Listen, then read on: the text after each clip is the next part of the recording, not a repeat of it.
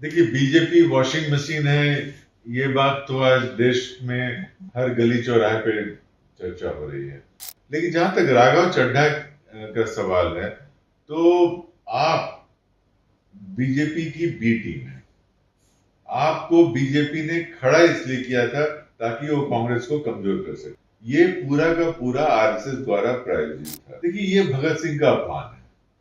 अगर आप अपने आप को भगत सिंह का सिपाही कहे और जिस दल के आधे से अधिक नेता, जो शीर्ष नेता हैं, वो जेल में हों और वो शराब के घोटाले में जेल गए हुए होंगे और एक से एक आरोप इन पर लगा। ये जो सबसे पहले सत्ता में भी दिल्ली में आए थे, वहां भी इनकी बुरी तरह हार हुई। तो इनका कोई आदर्श नहीं है। देखिए, वो किस पाठशाला से निकले ये बताना बड़ा मुश्किल है, क्योंकि उन्होंने बहुत सारे पाठशालाओं के में क्लासेस, अलग अलग पाठशालाओं में अलग अलग समय पर किया है। वहां भी वही है, विचारधारा सिर्फ और सिर्फ आरएसएस की है। ना उम्र के बारे में पता है उस आदमी की क्या विश्वसनीयता होगी। देखिए, इस समय कांग्रेस ये महसूस कर रही है कि बिहार की राजनीति में विपक्ष का जो वैक्यूम है, वो उसको भरना बहुत जरूरी है। और इस समय कांग्रेस पुरजोर ढंग से कुमोद कुमार ऑपरेशन लोटस के तहत जो है राघव चड्ढा बीजेपी में शामिल हो गए 7 सांसदों के साथ। साथ ही साथ बिहार में बीजेपी के नए मुख्यमंत्री को लेकर आखिर कांग्रेस क्या सोच रही है। कांग्रेस जो है कई सालों बाद जो है अपने कमेटी का भी विस्तार किया। इसी को लेकर हम ज्यादा बातचीत करेंगे कांग्रेस के राष्ट्रीय प्रवक्ता करुणा सागर से। सर, आप किस तरीके से देख रहे हैं? पहले तो सवाल ले लेते हैं राघव चड्ढा को लेकर। 7 सांसदों के साथ वो बीजेपी में शामिल हो गए, जो पहले खुद बोलते थे कि बीजेपी जो है वॉशिंग मशीन है। भ्रष्टाचार को जो है कहीं ना कहीं जो करप्ट नेता है उसको जो है सही मान लेते हैं पार्टी में शामिल करने के बाद। देखिए, बीजेपी वॉशिंग मशीन है, ये बात तो आज देश में हर गली चौराहे पे चर्चा हो रही है। इसमें कोई खास बात नहीं है और ये हर राज्यों में बीजेपी कर रही है। लेकिन जहां तक राघव चड्ढा का सवाल है, तो आप बीजेपी की बी टीम है। आपको बीजेपी ने खड़ा इसलिए किया था ताकि वो कांग्रेस को कमजोर कर सके। और इसलिए अगर आप देखते हैं 2012-13 में जो इंडिया अगेंस्ट करप्शन का जो एजिटेशन हुआ था दिल्ली में, जिसको कि अन्ना हजारे और बाबा रामदेव ने लीड किया था उस समय, ये पूरा का पूरा आरएसएस द्वारा प्रायोजित था। यहां से दो नेता निकले, एक तरफ नरेंद्र मोदी और एक तरफ अरविंद केजरीवाल। तो दोनों एक ही विचारधारा की जननी, दोनों की विचारधारा की एक ही है, वो है आरएसएस। और ये पूरा जो काम जो किया गया था वो आरएसएस के द्वारा किया गया था।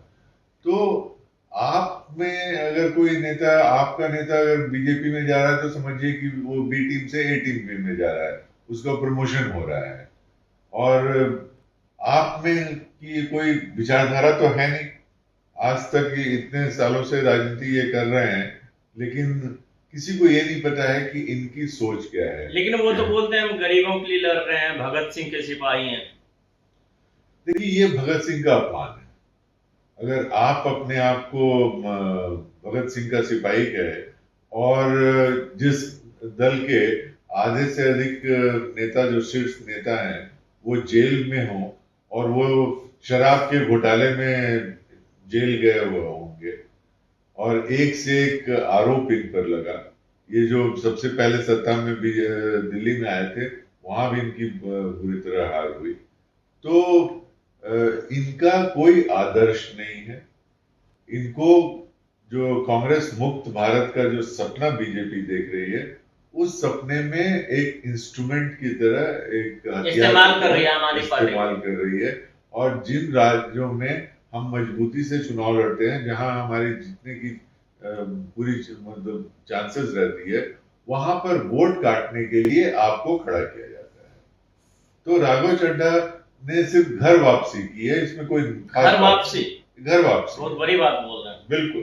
दूसरा सवाल हम लेते हैं कि जिस प्रकार से बीजेपी का पहली बार मुख्यमंत्री बना, आप लोग तो लगातार कह रहे हैं कि ये तो समाजवादी की पाठशाला, लालू यादव के पाठशाला से निकले हुए सीएम है, लेकिन वो बोल रहे हैं कि हिंदुत्व के चेहरे को लेकर हम आगे बढ़ेंगे बिहार में।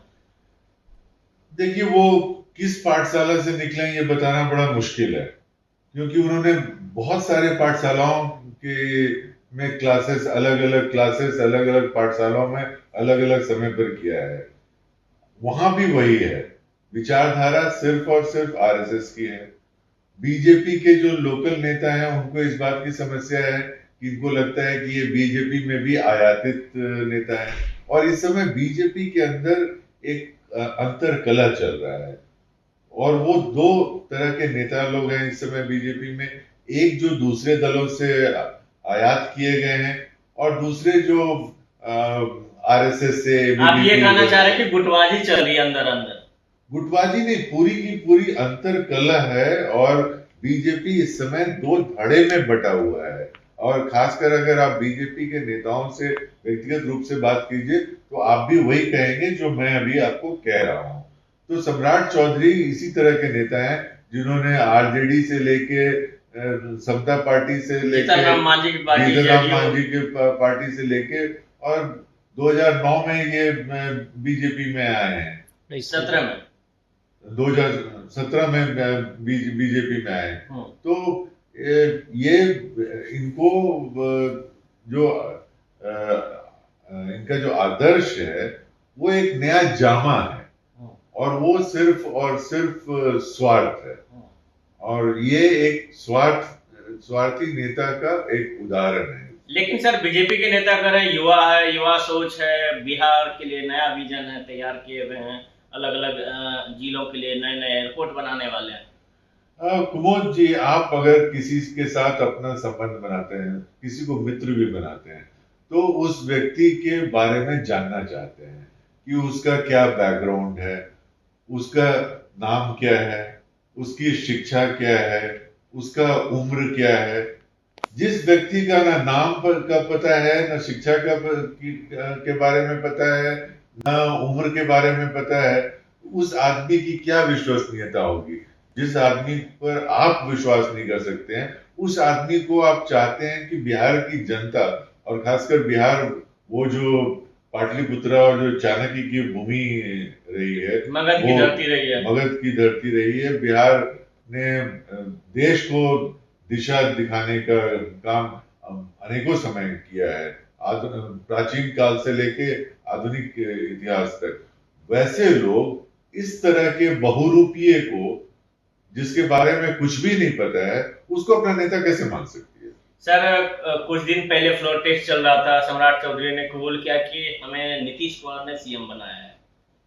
तो नीतीश कुमार आज भी भाजपा की राजनीति में एक भूमिका चलने की कोशिश कर रहे हैं।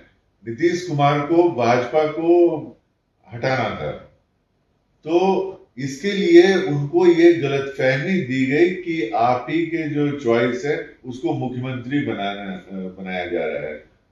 इस समय नीतीश कुमार राजनीतिक रूप से और मानसिक रूप से एक असहाय अवस्था में है, और उनकी कोई न कहीं चलती है, न दिल्ली में चलती है, न बिहार में चलती है। तो वो सिर्फ और सिर्फ चुनाव के पहले एक मुखौटा की तरह इस्तेमाल किए गए, और आज एक मुखौटे की तरह इस्तेमाल किए जाए। सर, एक आखिरी सवाल लेना चाहेंगे। लोकसभा चुनाव 2024, फिर विधानसभा चुनाव 2025, कांग्रेस की कमेटी नहीं बनी थी सर। अखिलेश प्रसाद सिंह उस टाइम जो है प्रदेश अध्यक्ष हुआ करते थे, अभी राजेश राम। अब क्या नौबत आ गई, आप लोग ग्राउंड पे जा रहे हैं पार्टी के विस्तार को करने को लेकर। कांग्रेस तो पहले मजबूत थी पहले बिहार में, अब क्या वजह है फिर से आप लोग ग्राउंड पे आने की कोशिश कर रहे हैं? देखिए, इस समय कांग्रेस ये महसूस कर रही है कि बिहार की राजनीति में विपक्ष का जो वैक्यूम है वो उसको भरना बहुत जरूरी है, और इस समय कांग्रेस पुरजोर ढंग से संगठन पर काम करके और अपने विचारों पर काम करके इस जो गैप है इसको भरने की कोशिश की जा रही है। अभी नए नए जिलाध्यक्ष बनाए गए हैं।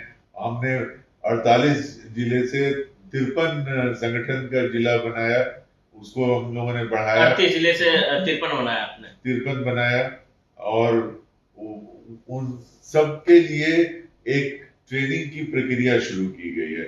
अभी पिछले 18, 19, 20 तारीख को हम लोगों ने सदाकत आश्रम में एक शिविर किया था, जिसमें कि जितने जिला पर्यवेक्षक हैं उनको ट्रेनिंग दी गई थी, और ये ट्रेनिंग की प्रक्रिया अगले कई सालों तक चलते रहेगी और बूथ लेवल तक हम कवर करेंगे, ताकि हमारे जो कार्यकर्ता हैं वो आइडियोलॉजिकली और दिमाग से इतने मजबूत हों, और उन्हें ये पता रहेगा कि उन्हें क्या करना है, उनको क्या संदेश जनता को देना है, कैसे संघर्ष करना है, और किस तरह से जो इस समय बीजेपी का जो प्रचार तंत्र है उसके खिलाफ कैसे मजबूती से आवाज उठानी है। चलिए, ये थे हमारे साथ बातचीत करने के लिए कांग्रेस के राष्ट्रीय प्रवक्ता करुणा सागर जी। आप देखते रहिए न्यूज़ हाट।